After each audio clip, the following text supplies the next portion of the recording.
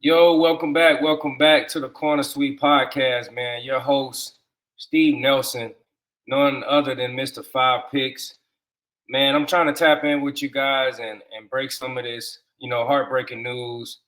One of our fellow NFL players.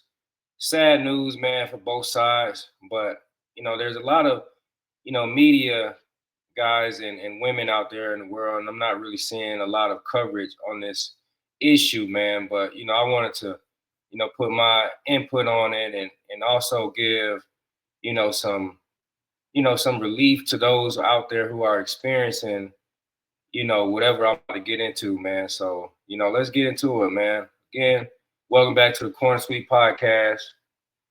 Today, man, we're going to take a closer look at the stories behind athletes, the triumphs, the turmoil, and the lessons that ripple beyond the game today. We're taking a deep dive into the story of Darron Lee, or Darron Lee, not mistaken. If I'm not mistaken, which one ever it is, man. But former Ohio State Buckeye standout, first round NFL draft pick, and more recently, a player facing serious allegations off the field. This episode isn't just about sports, it's about accountability, personal choices, and how we as fans and as a society handle cases of domestic violence, particularly when it involves public figures. So, breaking news, guys, straight out of Hamilton County in Tennessee, a former NFL linebacker, as I just mentioned, was arrested in Hamilton County, Tennessee this week for first degree murder.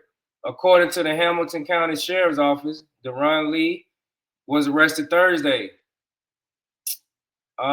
Police said they responded to a home on February 5th where first responders found a female victim. Despite life saving measures, the woman, was deceased at the scene. The sheriff's office said investigators determined the woman to be unalived or her passing to be a homicide. Mm. Lee, the victim's boyfriend, was taken into custody at the scene and charged with first degree murder and tampering with evidence. Lee played one season for the Kansas City Chiefs in 2019. So that means he got us in the Super Bowl, but none of that matters today, right? He played for Ohio State before being drafted by the New York Jets in 2016. He also played for the Buffalo Bills. Lee hasn't played in the NFL since 2020. The victim's identity has not been released by authorities. Um, Man, that's a lot to take in, guys. It's a lot to take in, and it's unfortunate, very sad, heartbreaking. Again, man, for that young lady, man, to lose her life for whatever reason, man, that is unacceptable, and all of the above, man. I mean, we all don't know the details. We all was not in their relationship. We wasn't in that home, but it seems to be, man, this young man just threw away his life. He threw away his life. There was no foul play. There was no I'm not hearing any self defense. So when I say it seems to be, that's what I mean. That's what I'm meaning. Adding all the context with it. But it seems to be like he chose this hard road to go down. It seems like the guy hasn't been in the NFL since 2020. And this is what I always like to talk about and bring enlightenment to, as far as young athletes, older athletes, the transition period when they are removed from the NFL. I think the statistic is, after a few years, 2 to 3 years, most NFL players, go bankrupt or they go broke, because they're so used to accustomed to living a certain lifestyle, big houses, flashy cars, jewelry, wardrobe, is outstanding. Guys are spending 10, 15, 20,000 per week, out of their game checks. And they're just trying to look the part for Instagram, trying to keep up with the Joneses. They're trying to, you know, impress their peers. They're trying to impress females. There's a lot of, I guess, pressure when it comes to becoming a NFL professional, man. It's the unforeseen pressures, and that's just trying to keep up and trying to look like you are a professional.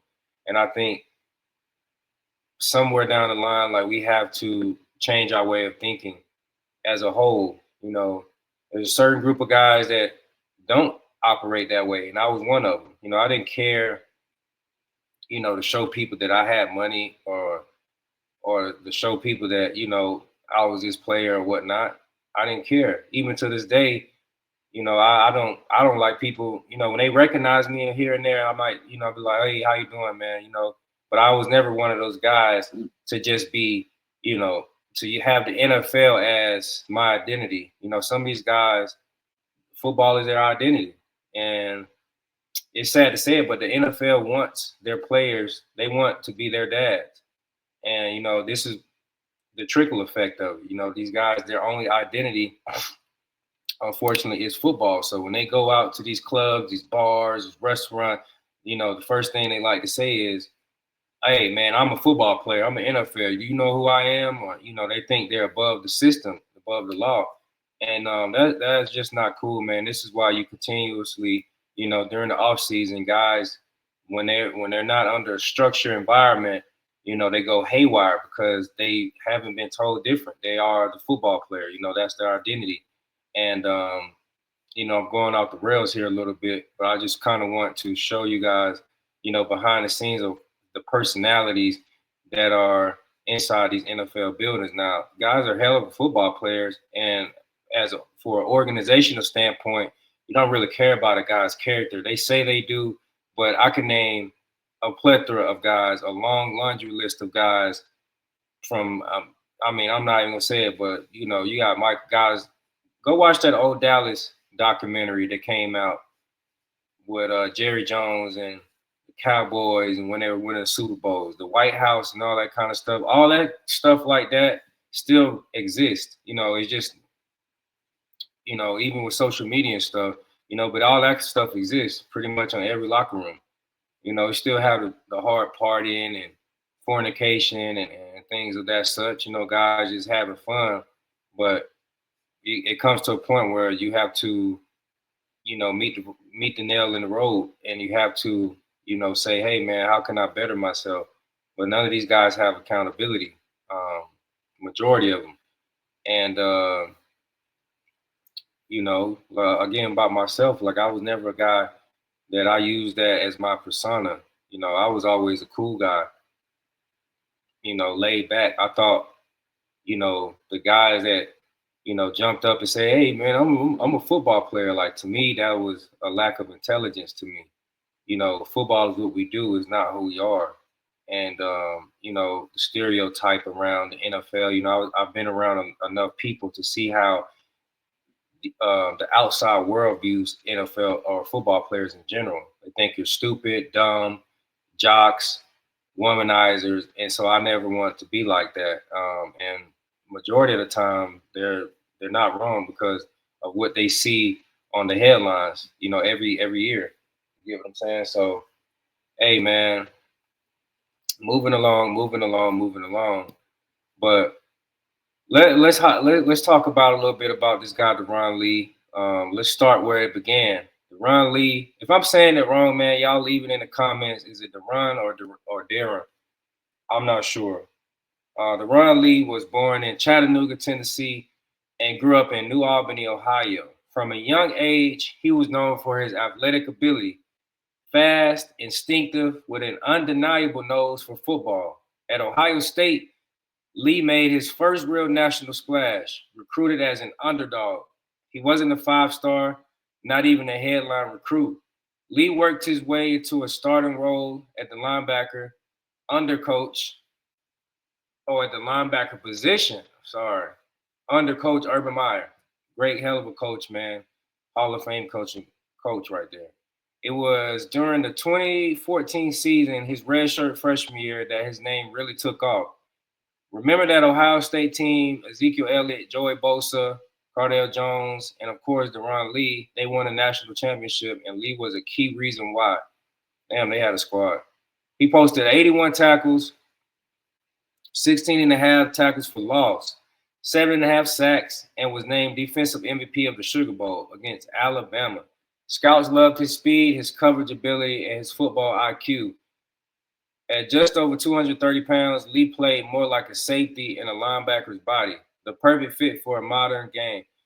Yeah, I mean, shoot, man, if you got that frame and you can run and your athletic ability can take over and you can put that on display, that's definitely conducive for today's football game where it's more spread attack, West Coast offense. You got to have linebackers that can hold up in space. The Brady days with Bill Belichick when they used to spread it out and they had all those shifty receivers, Julian Edelman, Amendola, Chris Hogan, and even what's my guy? God damn it. Before Wes Welker. All those guys, made a name, made their money and cut their teeth off exposing linebackers in space. They get them in the slide and they do option routes, whip routes, slants, and oh man, it was abusing them, man. So yeah, I can see why NFL scouts perked up when they got a hold of this guy.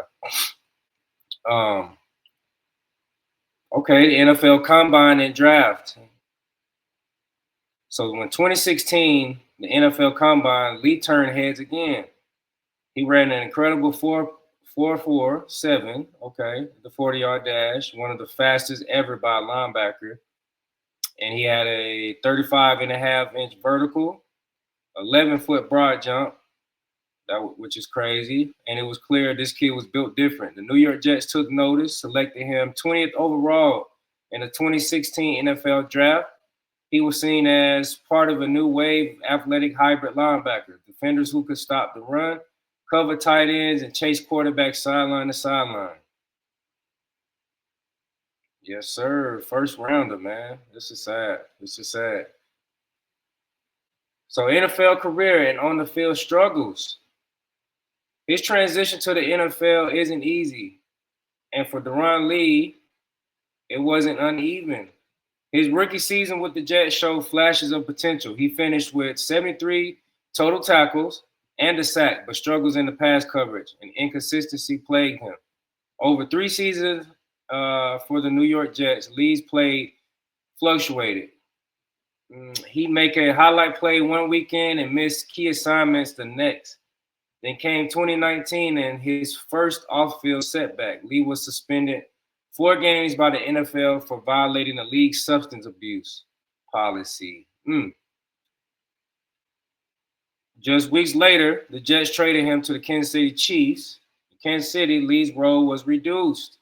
He appeared in 7 games, but wasn't active during the Chiefs' playoff run to the Super Bowl. Wow. I remember this kid. Being, being with the Chiefs, because I had just left. The Kansas City Chiefs. In that year I was with the Pittsburgh Steelers. That's the year I went and got, my little money or whatever, my second deal. And I remember this kid, number 50, being out there, damn. And unfortunately, yeah, damn.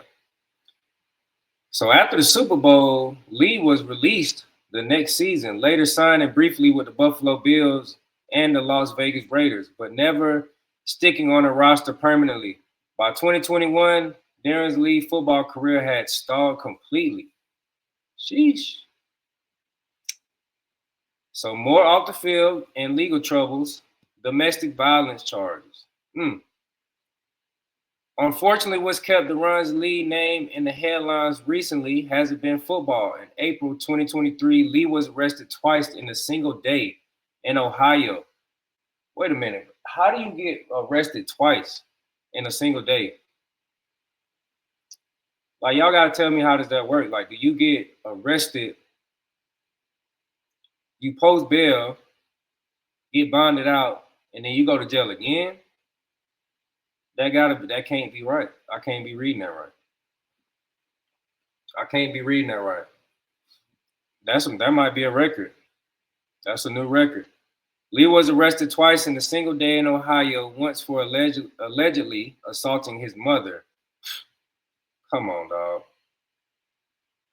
Assaulting his mother, and again for a separate domestic violence incident involving the mother of his child. Court records describe disturbing behavior, including allegations that Lee hit both women and caused visible injuries. These accusations, if proven, represent more than just a fall from grace for an athlete. They point to a serious issue that continues to plague both the sports world and society at large. Domestic violence, ladies and gentlemen. Um, and by the way, domestic violence can go both ways. I think so often, you know, the male usually gets framed in these cases or incidences, right? We rarely see women, being, I guess, visibly, seen as the abusers or attackers, especially to the media. It's always the male, right? So I think I think we should all be aware that it goes both ways. I just wanted to say that. Um, you know, the NFL has had a long troubled relationship with handling domestic violence cases, from Ray Rice to Greg Hardy and countless others. Each new incident reignites debate about accountability, rehabilitation, and whether fame and talent shield athletes from consequences. Oh, it most definitely does. It most definitely does. You're insane to think that these guys don't get more chances than a little bit. The average person that works a day-to-day job will be fired immediately. These guys, and it depends. And let me take that. Let me reframe that. If you are a playmaker and you're a difference maker on the NFL roster, um, you're more likely to get multiple chances. You're more likely to be, invincible. If they can sweep it under the rug, they will.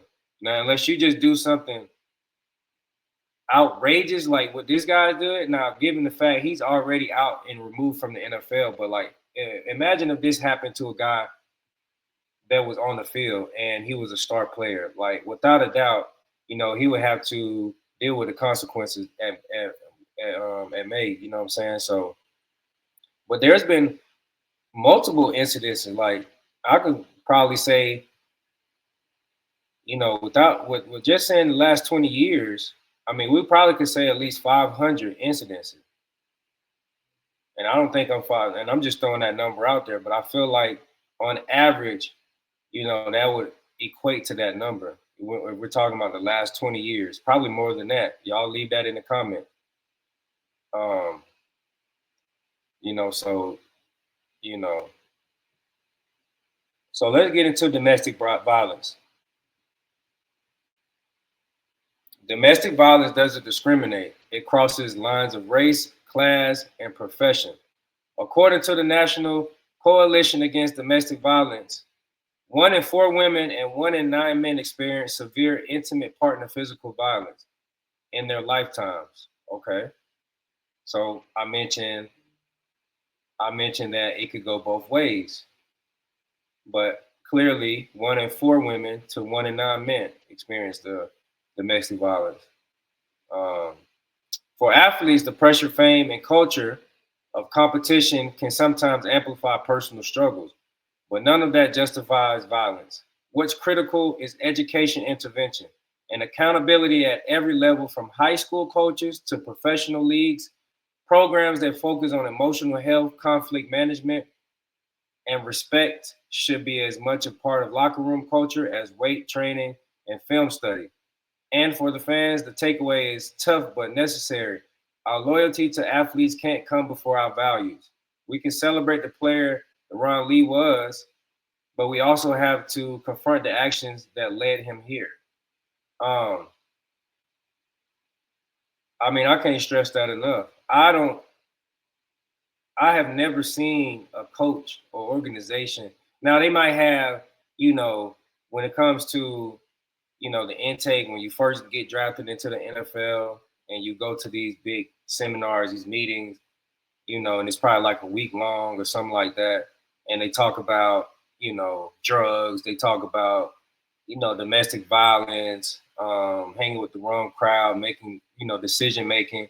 That once that's like a 1 week type of deal. And you're talking about a guy's whole career. Once that meeting is over with, and 9 times out of 10, guys are already strained and stressed out from working out, film room, trying to make a team. They just want to go home. And then you throw this meeting, and I think the timing of the meeting needs to be updated. I think it needs to be a valued time slot, and don't throw it in like after meetings when the guys are already tired and worn out. Pick a day. But see, the NFL don't want to, waste time. Everything is on a timer to the next Lombardi Trophy. They want to use every second of that day they can for football. They don't really care about this stuff right here. Now they'll tell you that they care, but they don't really care about what goes on at home in the guy's life. They don't care about that.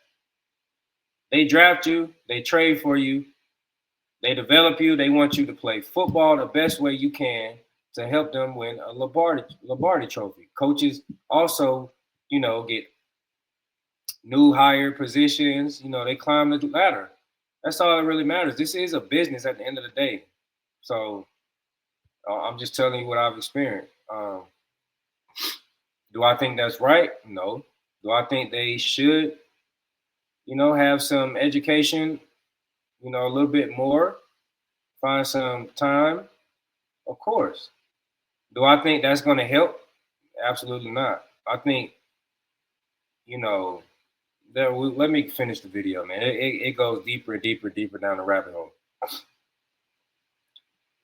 So, ladies and gentlemen, where does Darron Lee go from here? As of now, his NFL days seem to be behind him. For sure. But his story doesn't have to be over. Redemption is possible, but only when accountability comes first. That means taking responsibility, seeking help, and using one's platform to address what went wrong. Former players like Ray Rice have since become outspoken advocates for domestic violence awareness. If Darron Lee is willing, he can do the same to transform a painful chapter into a message that helps others break cycles of harm. Because the truth is, football ends for everyone, but the choices we make as human beings last for longer than a career. In closing, that is it for today's episode. The story of Darron Lee reminds us that talent can open doors, but character determines how long they stay open. If you or someone is experiencing domestic violence, please reach out to the National Domestic Violence Hotline at 1-800-799-7233. 1-800-799-7233, or visit thehotline.org for chat and resources. Thank you for listening. I appreciate you guys for tapping in, man. Again, this was an unfortunate situation for this young man, and it's an unfortunate situation for the young lady and her family, man. Her loved ones. I have daughters. I could not imagine. I won't imagine it. If my daughter was dealing with, a guy like this who puts his hands on her, I wouldn't tell you what I would do, but those who have children, we will go to the end of the earth for our loved ones. So, yeah, man, this guy is going to have to swallow the hard truth. He's going to have to take full responsibility for his actions. And I'm pretty sure, man, usually when situations like this occur, people usually realize they made a mistake within the first hour. I'm pretty sure he realized he made a mistake soon as the situation ended, and he realized, man, my life's over. I'm going to jail. Football might have already been over, people. Football could have already been over for him and out of his cards for his near future. But that doesn't mean his life had to be over. Now your life is pretty much over. I mean, you're gonna have to make a lifestyle in prison somewhere. They're gonna put you under the jail for this. But as far as on the outside world, like, and then that eternal, you know, you're gonna be burning up on the inside, so you're not gonna be able to sleep at night. Um, yeah, man, this is terrible. Make sure y'all go ahead and share this video, subscribe, like, leave some comments, man. Give me some feedback. Do y'all like me doing these videos? So I'm not always just talking about football all the time. I mean, this is talking about football, but I'm not talking about in between the lines. You know what I'm saying? So let me know if y'all want me to just talk about off topics like this. And yeah, man, appreciate y'all again. Corner Sweep Podcast. We are out.